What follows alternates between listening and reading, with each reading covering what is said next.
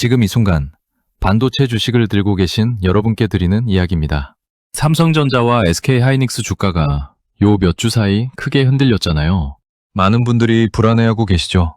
그런데 전문가들은 말합니다. 지금의 하락은 실적 때문이 아니라고요. 그렇다면 진짜 원인은 뭐고 두 기업의 고점은 결국 무엇이 결정하는 걸까요? 지금부터 하나씩 살펴보겠습니다. 지금 반도체 시장에서 가장 뜨거운 화제가 하나 있습니다. 바로 구글이 공개한 터보퀀트라는 AI 알고리즘 최적화 기법이에요. 이게 나오면서 시장에서는 메모리 수요가 줄어들 수 있다는 우려가 확 퍼졌거든요. 주가도 덩달아 흔들렸습니다. 그런데 이 우려가 현실과 맞지 않는다고 보는 시각이 있어요. 이유를 들어보면 꽤 설득력이 있습니다. 지금으로부터 1년 전과 비교해서 AI 사용량이 6배 가까이 늘었거든요. 그러면 알고리즘 효율이 올라간다고 해서 전체 메모리 사용량이 줄어들까요? 에이전트 AI, 동영상 생성 AI처럼 토큰을 엄청나게 쓰는 서비스들이 계속 쏟아지고 있잖아요. 결국 파이 자체가 너무 빠르게 커지고 있기 때문에 효율화가 수요를 따라잡기가 쉽지 않다는 거죠. 이건 아직 이론적인 얘기이고 실전까지는 시간이 더 걸린다는 점 꼭 기억해 두셔야 합니다. 그렇다면 반도체 주가를 진짜로 결정하는 건 뭘까요? 전문가들은 딱 잘라 말합니다. 수요 사이클이 아니라 공급 사이클이라고요. 이게 굉장히 중요한 포인트예요. 우리가 흔히 반도체 주가를 볼 때 수요가 늘면 오르고 수요가 줄면 내린다고 생각하기 쉬운데 실제로는 공급이 언제 어떻게 풀리느냐가 가격 변동의 핵심이라는 거죠. 반도체 공장은 클린룸이라는 고도로 정밀한 제조 환경을 기반으로 지어집니다. 그런데 이 클린룸은 달랑 하나만 만들 수가 없어요. 건물 하나를 지으면 안에 여러 개의 클린룸이 한꺼번에 들어가거든요. 그러니까 공장 하나가 완공되는 순간 공급량이 계단식으로 확 올라갑니다. 수요는 산등성이를 오르듯 구불구불하게 천천히 늘어나지만 공급은 어느 순간 계단처럼 갑자기 뛰어오르는 구조예요.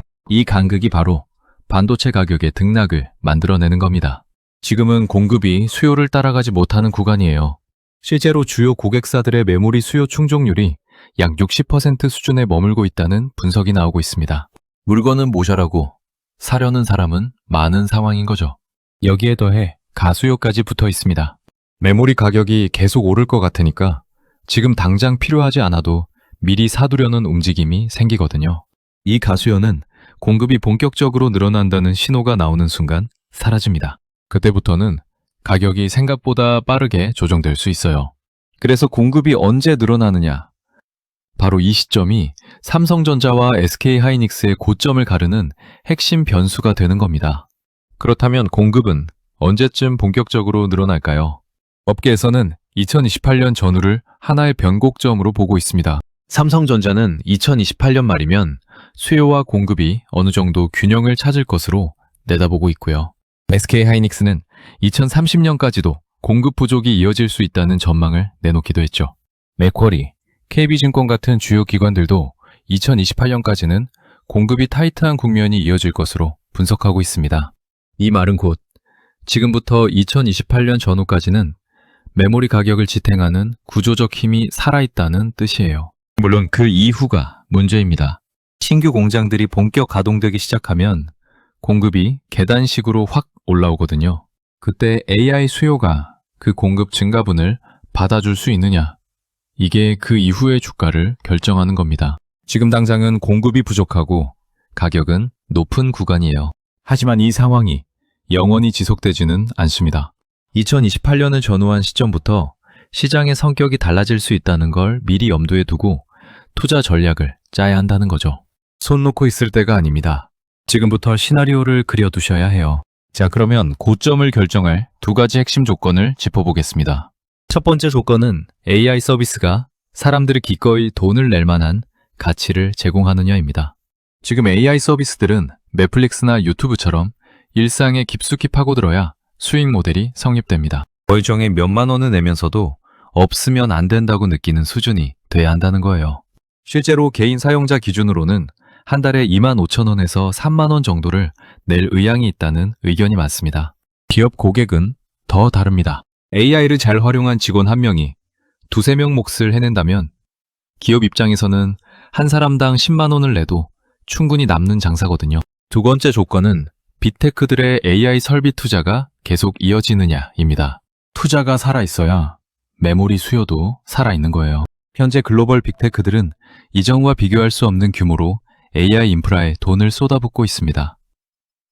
2026년 한 해에만 AI 데이터 센터 관련 투자 규모가 8,200억 달러를 넘어설 것이라는 전망도 나오고 있어요. 이 두 조건이 유지되는 동안은 메모리 수요가 구조적으로 받쳐줄 가능성이 높습니다. 반대로 투자가 멈추거나 AI 수익화가 막힌다는 신호가 나온다면 그게 바로 경계해야 할 지점입니다. 이미 시작됐습니다. 지금 이 두 가지를 주의 깊게 보셔야 해요. 여기서 잠깐, 지금 삼성전자나 SK하이닉스를 들고 계신 분들이 궁금해하실 만한 이야기를 해볼게요.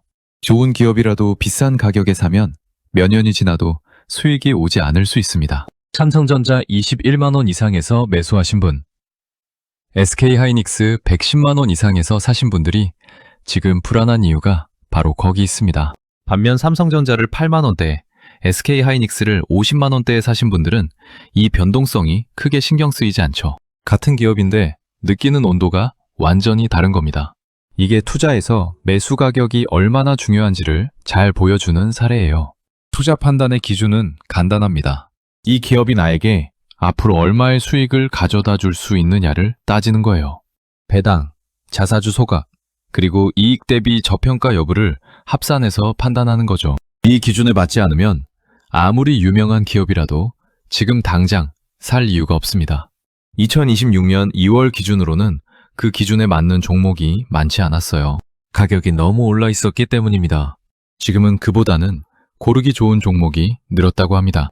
그러니까 현금을 들고 계신 분들에게는 오히려 기회의 구간이 열리고 있는 거예요. 이제 외국인 매도 이야기를 빼놓을 수 없겠죠. 요즘 코스피에서 외국인이 계속 팔고 있잖아요. 왜 그럴까요? 답은 생각보다 단순합니다. 돈이 필요하면 가장 많이 번 곳에서 먼저 뺀다는 거예요. 여러분도 그렇지 않겠어요?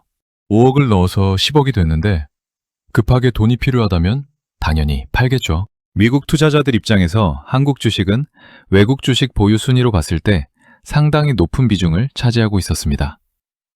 작년 후반부터 평가 자산이 크게 늘었기 때문에 그중 일부를 현금화하는 움직임이 나오는 건 자연스러운 일이에요. 이 외국인 매도는 단기간에 멈추지 않을 가능성이 높습니다. 그런데 외국인이 돌아오는 신호도 보입니다. 해외 투자 설명회에 나가보면 한국 시장에 대한 관심 자체는 오히려 예전보다 높아졌거든요.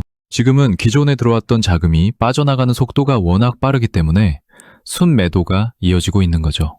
결국 한국 기업들의 실적 개선, 특히 주당 순이익 증가세가 외국인이 다시 돌아올 명분을 만들어줍니다. 이 흐름이 자리를 잡으면 외국인의 시각도 달라질 수 있어요. 지금은 그 과도기에 있는 셈입니다. 주식시장을 움직이는 또 하나의 중요한 축이 있습니다. 바로 정책이에요. 이 정책 효과가 이제 막 본격화되고 있습니다. 상법 개정, 배당소득 분립과세, 자사주 매입 소각 의무화, 전자주총 도입, 그리고 중국 상장 원칙적 금지까지 기업이 주주에게 돌아오는 돈을 늘리도록 유도하는 정책들이 줄줄이 시행되고 있거든요. 특히 중국 상장 금지는 굉장히 흥미로운 변화를 만들어내고 있습니다. 이전에는 모회사가 좋은 자회사를 따로 상장시켜버리는 경우가 많았어요. 그러면 모회사 주주들은 그 자회사의 성장 혜택을 제대로 못 받는 구조였죠. 그런데 이제 자회사를 분리상장하기 어렵게 되면 그 가치가 고스란히 모회사로 돌아옵니다. 그러니까 훌륭한 비상장 자회사를 여러 품고 있는 지주사나 중견 지배구조 기업들을 잘 들여다볼 필요가 있는 거예요. 배당 측면도 마찬가지입니다. 배당 여력이 충분했는데도 그동안 배당을 많이 하지 않았던 기업들이 정책 압박을 받으면서 배당률을 올리기 시작하면 주가는 그 가치를 다시 반영하게 됩니다. 대형주보다 소형주, 저평가 기업에서 이 정책 효과가 더 크게 나타나는 이유가 바로 이겁니다. 개인 투자자들이 직접 발품을 팔아 찾아볼 수 있는 영역이에요. 이미 시작됐습니다. 기회는 생각보다 가까운 곳에 있습니다. 마지막으로 지금 이 흔들리는 장세를 견뎌내고 있는 여러분께 드리고 싶은 말이 있습니다. 마음이 가는 대로 투자하면 안 됩니다. 우리는 불안할 때 이성을 쓰는 방향이 잘못되는 경우가 많거든요. 감정이 흔들리는 이유를 이성으로 합리화하는 데 사용하는 거예요. 뉴스를 찾아보고 근거를 끌어모아서 지금 팔아야 하는 이유를 스스로 설득하는 식으로요. 그런데 경험 많은 투자자들이 공통적으로 하는 말이 있습니다. 이렇게 공포가 극에 달하는 구간에서 반응하지 않는 것이 결과적으로 더 좋은 성과를 낸다는 거예요. 코로나 때를 생각해 보세요. 그때 세상이 끝날 것 같았잖아요. 진짜로 수많은 사람들이 세상이 망할 것처럼 느꼈습니다. 그 공포 속에서 버틴 사람과 팔아버린 사람의 결과는 시간이 지나면서 크게 달라졌죠. 물론 지금 당장 주가가 더 떨어질 가능성도 없다고 할 수 없습니다. 시장 불확실성은 여전히 높죠. 하지만 이런 상황은 역사적으로 1년에 한두 번씩 꼭 찾아왔습니다. 그리고 그 시간을 버텨낸 사람들이 더 강해졌어요. 여러분, 지금 이 순간이 바로 그런 시간입니다. 좋은 기업을 적절한 가격에 담고 흔들림에 반응하지 않는 것. 그것이 지금 우리가 할 수 있는 가장 현명한 선택입니다.